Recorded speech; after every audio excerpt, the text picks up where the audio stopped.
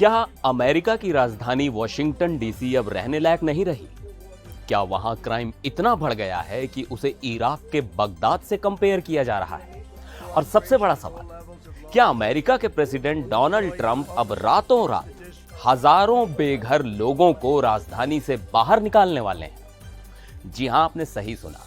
Trump ने एक ऐसा ऐलान कर दिया है जिससे पूरी दुनिया में हलचल मच गई है। आज हम इसी ऑपरेशन डीसी की पूरी कहानी को समझेंगे। बने रहिए मेरे साथ।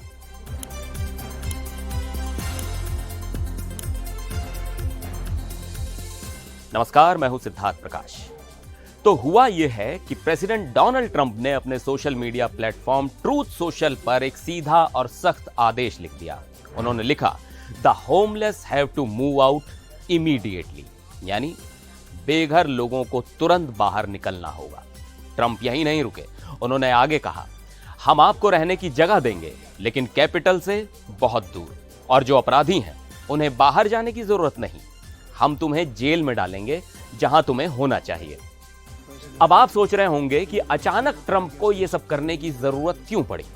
तो इसके पीछे दो बड़ी वजहें बताई जा रही हैं। पहली वजह, क्राइम। हाल ही में वॉशिंगटन डीसी में एक 19 साल के लड़के पर जानलेवा हमला हुआ और उसकी कार छीनने की कोशिश की गई। ट्रंप इस घटना से बेहद नाराज हैं और उनका कहना है कि शहर में क्राइम पूरी तरह से कंट्रोल से बाहर हो गया है। और दूसरी वजह, शहर की इमेज। ट्रंप चाहते हैं कि अमेरिका की राजधानी पहले से कहीं ज्यादा सुरक्षित और सुंदर दिखे। इसके लिए उन्होंने सड़कों पर लगे टेंट और गंदगी की तस्वीरें भी शेयर की हैं। अपने प्लान को एक्शन में लाने के लिए ट्रंप ने FBI, DEA और US मार्शल सर्विस जैसे करीब 450 फेडरल एजेंट्स को डीसी की सड़कों पर उतार दिया। और तो और नेशनल गार्ड को तैनात करने पर भी विचार चल रहा है। लेकिन कहानी में एक और बड़ा ट्विस्ट है, और ये ट्विस्ट है शहर की mayor Muriel bowser. Mayor bowser का कहना है कि ट्रंप जो कह रहे हैं वो सच नहीं है। उन्होंने कहा कि हमारे यहां क्राइम स्पाइक नहीं है। उनके मुताबिक 2023 में क्राइम जरूर बढ़ा था, लेकिन अब शहर में पिछले 30 सालों में सबसे कम हिंसक अपराध हो रहे हैं। उन्होंने व्हाइट हाउस के उस बयान की भी आलोचना की जिसमें डीसी की तुलना युद्धग्रस्त बगदाद से की गई थी। तो अब सवाल ये उठता है कि सच कौन बोल रहा है, ट्रंप या मेयर? देखिए, मामला थोड़ा कॉम्प्लिकेटेड है। वॉशिंगटन डीसी अमेरिका के दूसरे शहरों के मुकाबले आबादी के हिसाब से मर्डर रेट में अभी भी ऊपर है, लेकिन ओवरऑल वायलेंट क्राइम, जिसमें लूट मारपीट सब शामिल हैं, उसके आंकड़े वाकई 30 साल के निचले स्तर पर हैं। अब सबसे बड़ा सवाल यह है कि क्या प्रेसिडेंट के पास ऐसा करने की पावर है? तो इसका जवाब है हां, काफी हद तक, क्योंकि वॉशिंगटन डीसी एक राज्य नहीं बल्कि एक डिस्ट्रिक्ट है। इसलिए फेडरल सरकार का इस पर ज्यादा कंट्रोल होता है।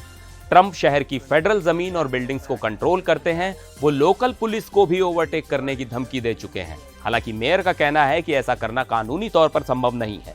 यह पहली बार नहीं है जब ट्रंप ने किसी डेमोक्रेट शासित शहर के खिलाफ ऐसा एक्शन लिया हो। लॉस एंजलिस में भी वो प्रवासियों पर छापेमारी को लेकर नेशनल गार्ड भेज चुके हैं, जिस पर अभी भी कानूनी लड़ाई चल रही है। तो कुल मिलाकर यह सिर्फ बेघरों या क्राइम का मुद्दा नहीं है, यह फेडरल पावर और लोकल एडमिनिस्ट्रेशन के बीच की एक बड़ी टक्कर है। एक तरफ है प्रेसिडेंट ट्रंप, जो ऑपरेशन क्लीन डीसी चलाकर एक कड़ा संदेश देना चाहते हैं। दूसरी तरफ है मेयर बाउजर, जो अपनी शहर की स्वायत्तता और अपनी सरकार के काम को डिफेंड कर रही हैं।